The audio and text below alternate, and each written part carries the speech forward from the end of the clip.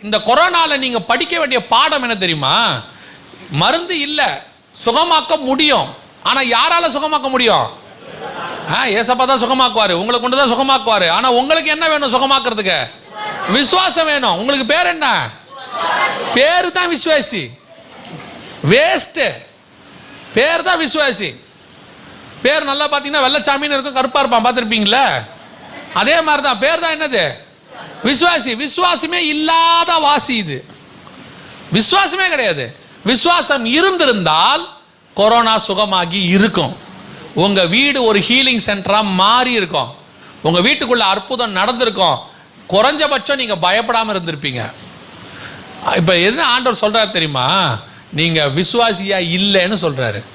விசுவாசிங்கிற பேர்ல பயப்படுகிற ஜனங்கள். விசுவாசம் இருந்தா பயம் வராது. பயம் இருக்குதுன்னா விசுவாசம் இல்லைன்னு அர்த்தம்.